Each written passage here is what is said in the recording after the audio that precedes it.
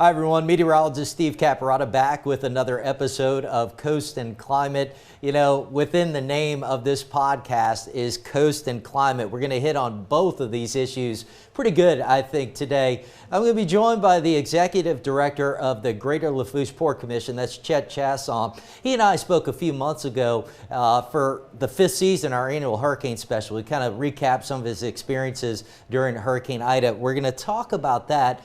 But I also wanted to talk about the port recently announced that they're going to start monitoring their emissions, their greenhouse gas emissions. So I thought that was really interesting. So with that, let me go ahead and bring in Chett Chaisson. Chett, good morning. Thanks for being here.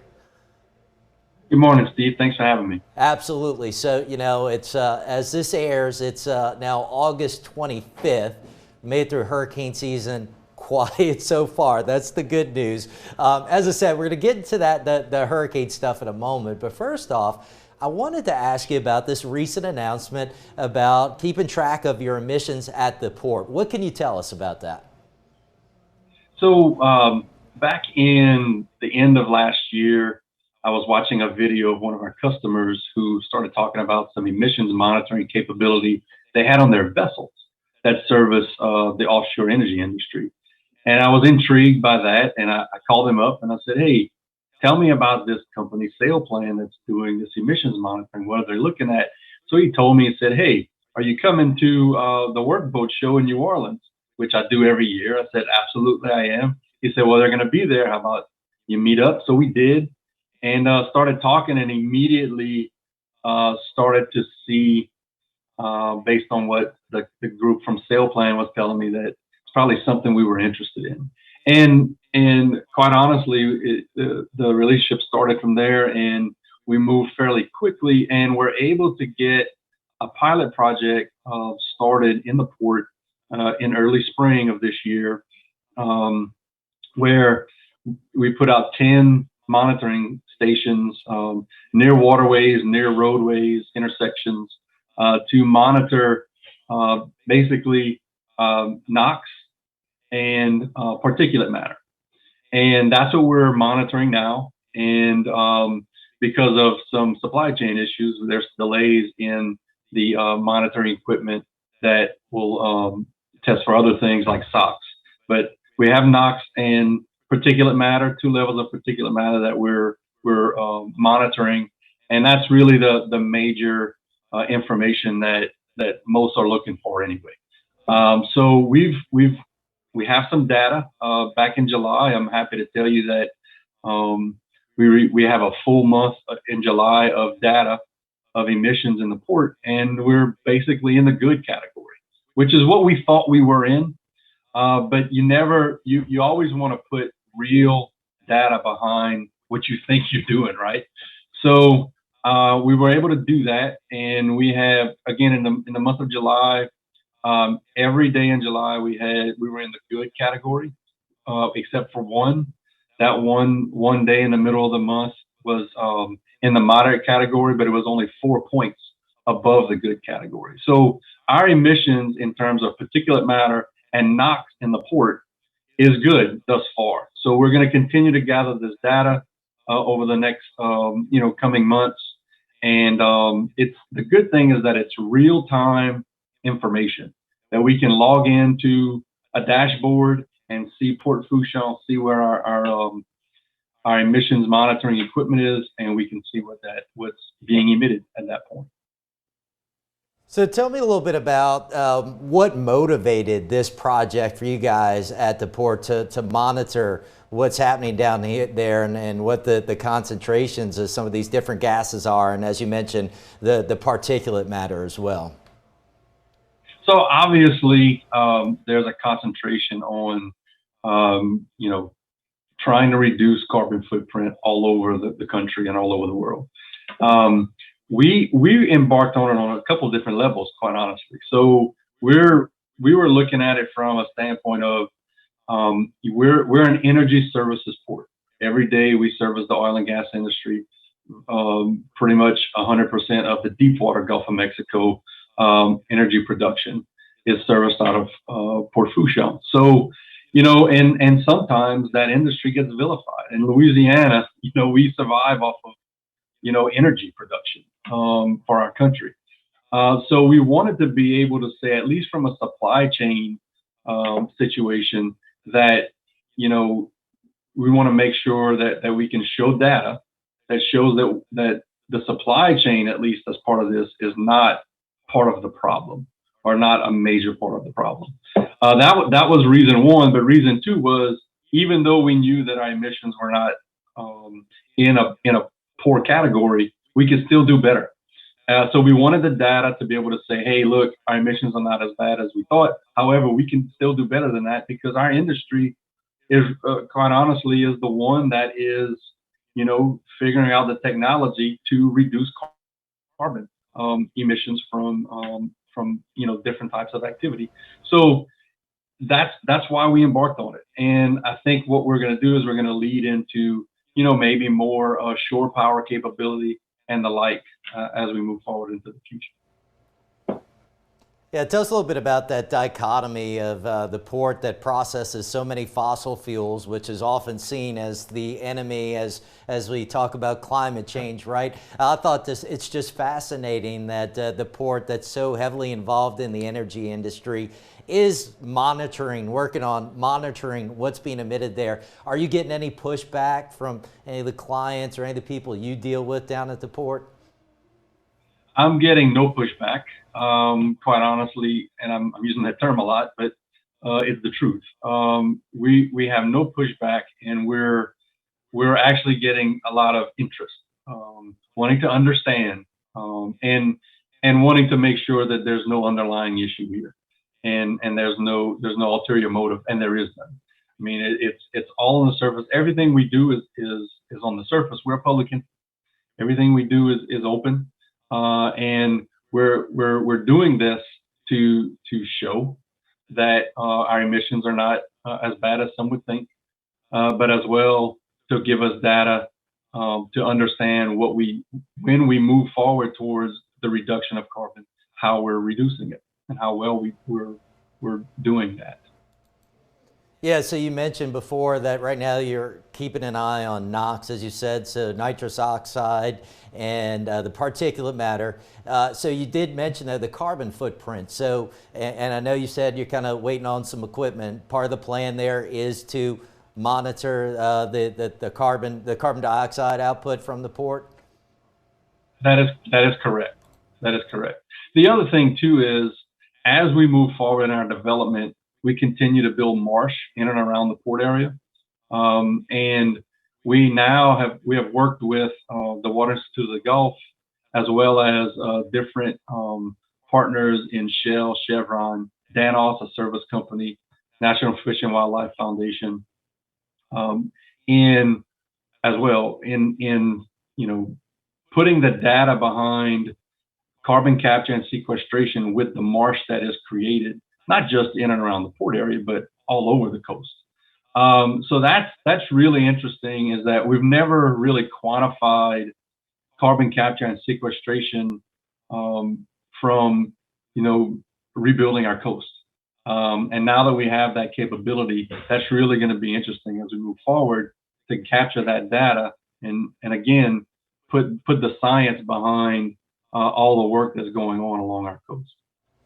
Yeah, I think that's a great point, because maybe a lot of people don't know marshes and wetlands are great carbon sinks. They hold a lot of carbon, so it's a really interesting angle to it. Let me ask you about this too. I think you kind of hit on briefly, maybe down the line here a little bit, is to kind of electrify the port a bit more than what it is right now. What do we mean by, is this what I was reading in one of the articles too? What do we mean by, though, when we say we want to electrify things down there more, and what are the benefits of doing that? So we want to be able to have reliable power, which we have with Entergy continuing to provide power, as well as moving towards what we may see in terms of offshore wind and the like. But with all that being said, if we're going to have the ability to maybe decarbonize by having some electrification of assets in the port that just do daily operational activities, then we have to have a more reliable and more power generated and brought down to the port. So there's a lot of different moving parts on this that need to happen. But that's what we're moving towards. That's why, we're about offshore energy. We're about energy production as a whole. We don't believe that fossil fuels are going to go away, because you can't really enjoy the things that we enjoy on a daily basis without them, and we can't produce the parts we need for offshore wind turbines and solar panels and the like without petroleum products. So we need to have a balanced approach to energy, and that's what we're advocating for. And correct me if I'm wrong, this is kind of a first of its kind project, at least for a port. Nobody else doing this that we know of right now in terms of a big port anywhere around the globe. Is that right? That's what we were told by Sail Plan. I didn't go out and research. We don't do things in the port based on what other people are doing. We're trying to be ahead of the game and do things that are right for us and right in general. So, they told me that we were the first to do this. If that's the case, I'm happy about that. We always like to be the first at something, and I think this is a good thing to be the first at. It's pretty neat to be a trailblazer, because so many times you're a Louisiana native, Chett, and we hear so many times how Louisiana's behind on things, right? We're low in the rankings on this and that, but good to hear that you guys are really kind of blazing a new trail down there at the port. I think that's great. All right, so let's transition a little bit. Obviously, you're the executive director of the Greater Lafourche Port Commission, overseeing Port Fourchon. Port Fourchon was ground zero for Hurricane Ida last year. So we're coming up right on a year, a few days away now from the 1-year anniversary of Ida's landfall. How is the port doing today? So the port is doing well. There's still rebuilding taking place. There's still construction that needs to take place. From the Port Authority itself, we're still in our temporary office space. As we've bid out our projects to rebuild our admin office here in Cutoff, as well as the facilities that we own, the buildings we own in the port, to get repaired and redone. So we finally had that. The FEMA process is a long and arduous process. Nobody will deny that. So we're finally at the point where we've bid projects out and we're moving those along. So hopefully by this time next year, we're all back to normal for the most part. In terms of our customers and the service sector for the energy industry, they got back on their feet fairly quickly, but are continuing to make strides. There are some facilities that took, not many, but maybe 2 or 3 that took, catastrophic damage. So they had to, tear down the building in hopes to rebuild. And others are still doing some repairs.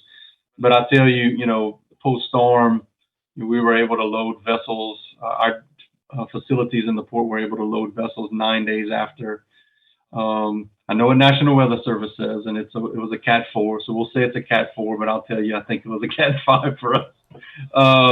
But 9 days after that type of storm hit us directly, we were able to load vessels and get offshore energy production to start to come back online. So that was, for us, I think it's a feather in our cap, and talks about resiliency, about people working together, about good leadership from an entire state and parish level.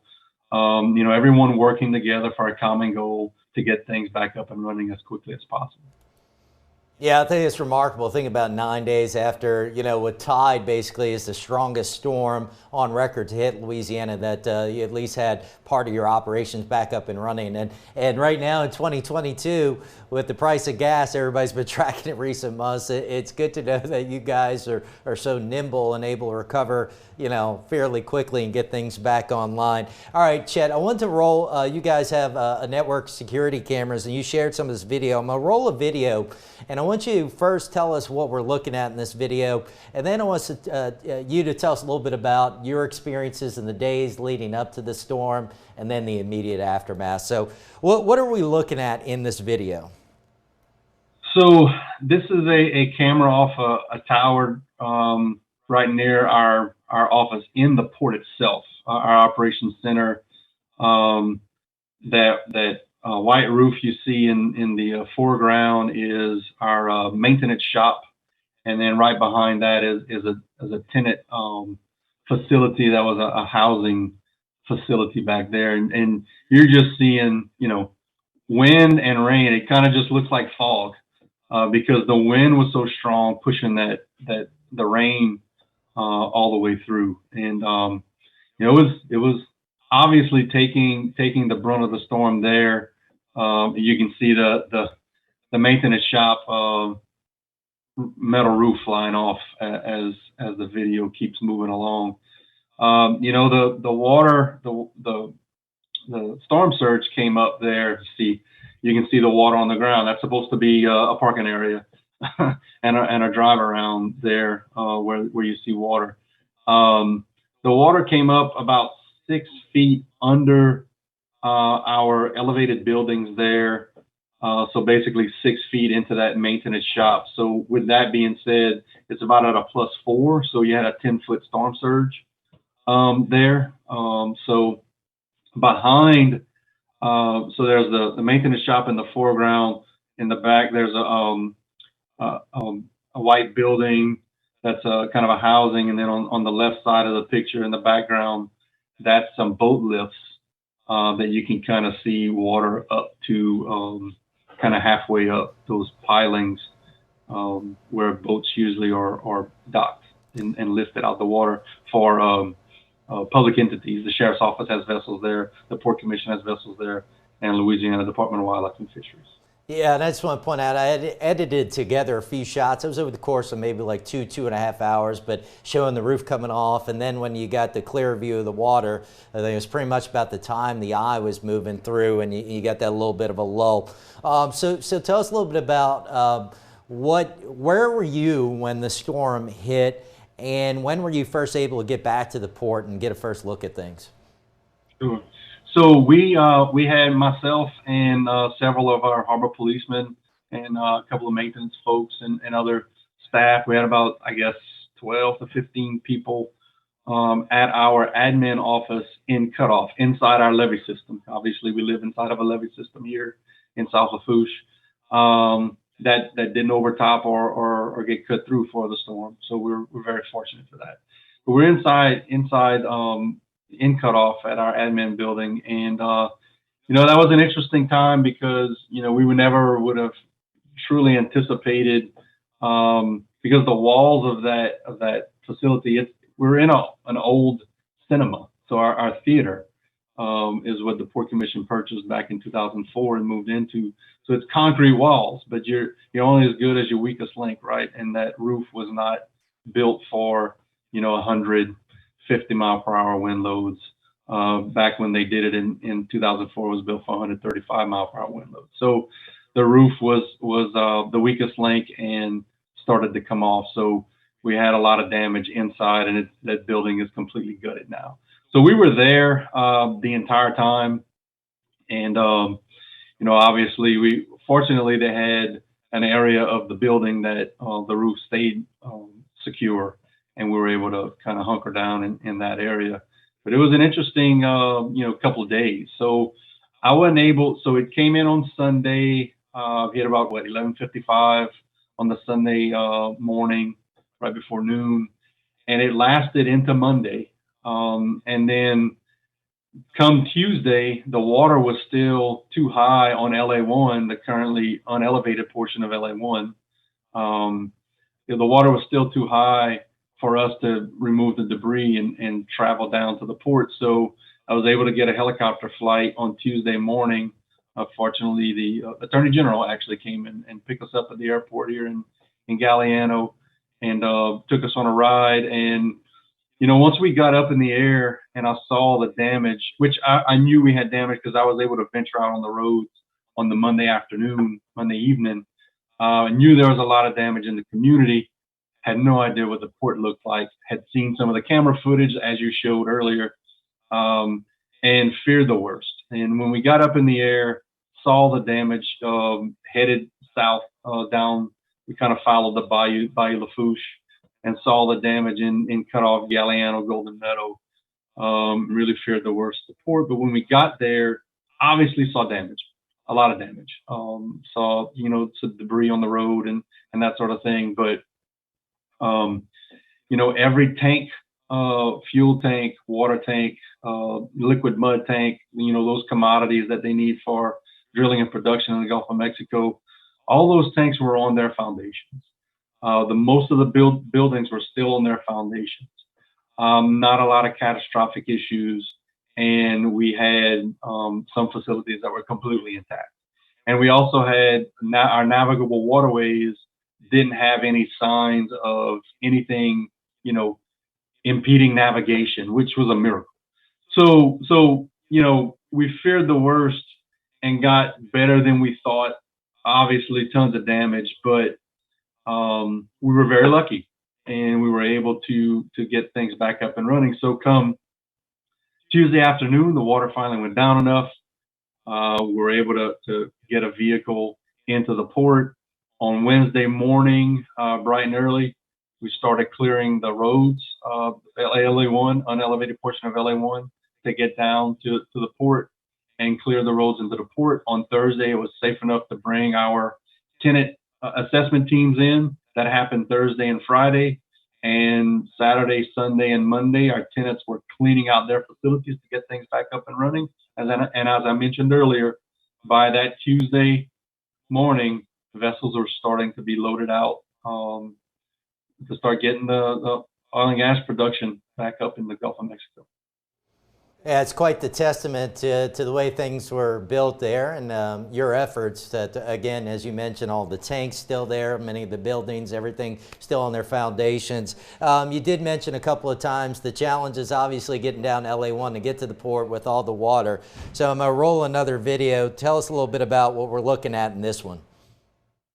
So this is the intersection of elevated LA1 when it comes down to the old portion of LA1 to get to Grand Isle, and LA 3090, which is the road that gets down to port, into the port, brings folks into the port. We call it AO Rapalais Road. Some people may know it as that. So what you saw was, a few hours before, there was no water on the road, just a lot of rain. Then you see the water coming up.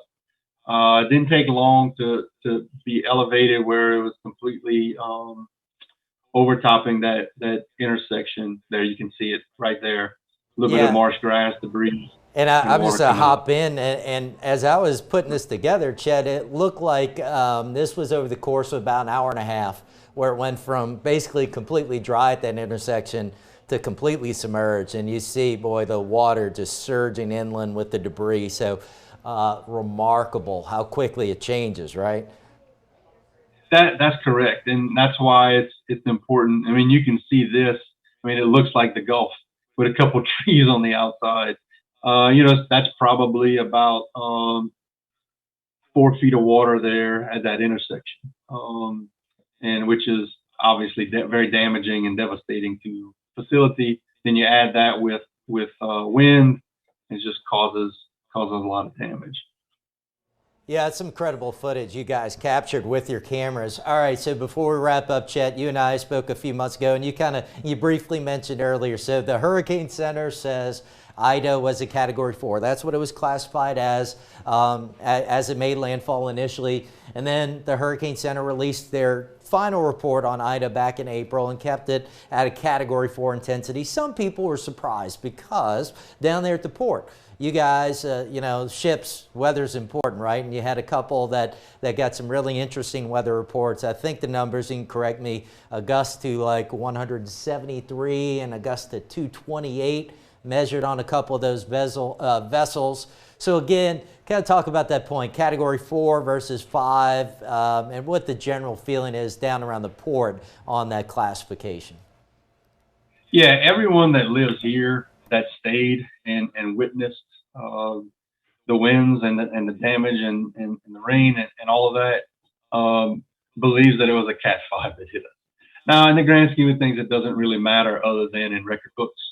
But for us, I think from a interestingly enough, from a marketing standpoint for the port, you know, I'll keep using it as an example of, you know, the fact that we believe we had a Cat 5 and we withstood it for the most part.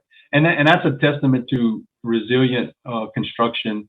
You know, when you follow the FEMA flood elevations and you build your facilities to the best you can, the best engineering possible to withstand high wind loads, you can survive these types of storms. And as we live on the coast and we see these intensities increasing, that's what it's going to take for us to continue to stay here.